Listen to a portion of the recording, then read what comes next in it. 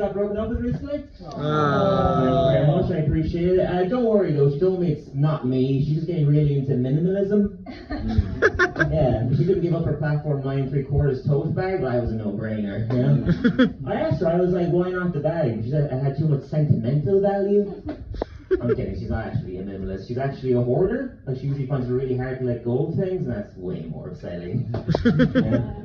Well, I'm back dating again, that sucks. I'm terrible at dating. Like, I asked my mom recently, I'm like, how do I handle dates? Like, what are women looking for? And my mom said, I think the best thing you can do right now is to treat women the way you would like your mother to be treated. I think that's pretty good advice, isn't it? I've been using it ever since then. So now when I go on dates, I don't flirt with them. I tell them I love them straight away. And I ask them if I can borrow some money. They only try to kiss me, I'm like, whoa, what the fuck are you doing? Alright. But being single gets made me think a lot about like my past relationships. The longest one I ever had was 2 years, which feels like a lot to me, but in hindsight it's not really. Like if you were invested in a TV show and got cancelled after 2 seasons, you could never give that one a chance. You know? The first relationship I had after that was just sex. I remember the first time we hooked up, I went back to her flat and she was like, do you have condoms? And at the time I would never bring condoms on the first date because I thought it was presumptuous. You know, just stupid. Like, if they were having a kid, they'd be like, Dad, how was I born? Like, oh, Daddy had very low self-esteem. Okay. But I didn't have condoms. She was like, fuck it, who cares? And so I was drunk, so I was like, yeah, fuck it, who cares? What were you even saying who cares about? Like, who cares if we become parents? You know? Stuff, guys, remember. Yeah, so we did. It was my first time ever having unprotected sex, and it's so much better. Having sex with a condom is like having a bottle of Coke. So it's good, there's not plastic in the way, you know? Whereas having sex without one is like having a glass bottle of Coke from the very back of the fridge, so it's ice cold, you know? And you're doing it and you're like, this is what God intended, you know? The last woman spoke about how men are dogs, and I'm here to prove that.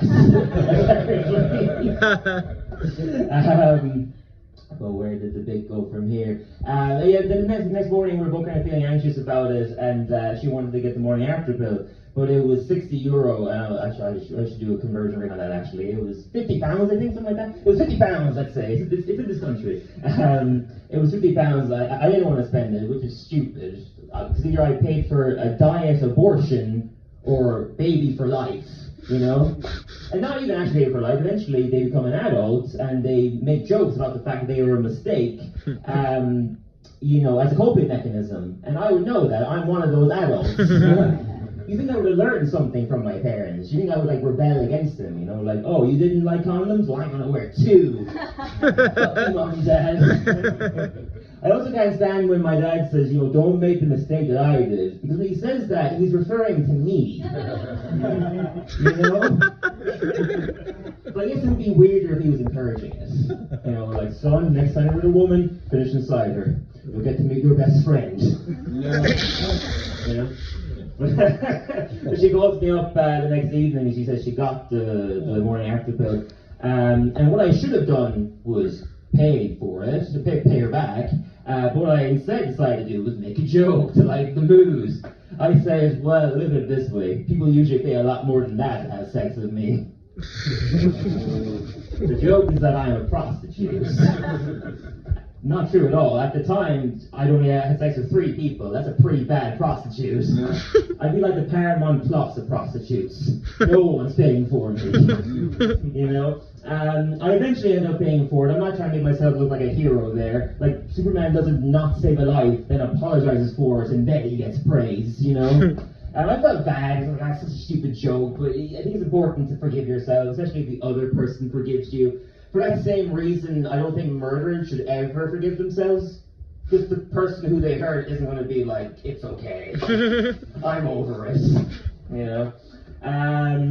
But yeah, where did the stuff go from here? I'll leave you guys with this. I'm going to offer you guys some sage advice you can only receive from someone who hasn't had sex in a very long time.